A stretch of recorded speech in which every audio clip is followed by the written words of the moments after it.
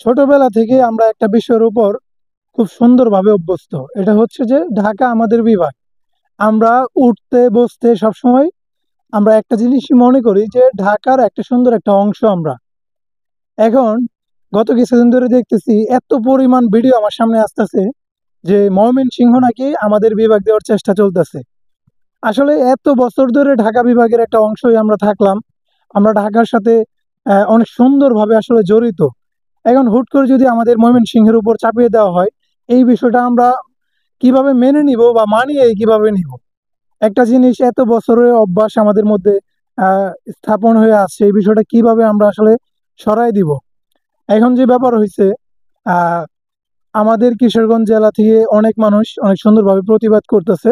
আমার এই ভিডিওটা মূলত প্রতিবাদ না, কিন্তু আমারও তো আমার জেলার বিষয়ে একটু কথা বলার সুযোগ হওয়া দরকার বা বলা দরকার। আমিও চাই না যে ময়মনসিংহ আমাদের বিভাগ হোক। ঢাকার সাথে আমরা অভ্যস্ত, আমরা চাই যে ঢাকার সাথে যেন আমরা থাকি। এই বিষয়টা আপনারা যারাই আসলে পরিকল্পনা করেছিলেন, আশা করি আপনারা চেঞ্জ করে নেবেন।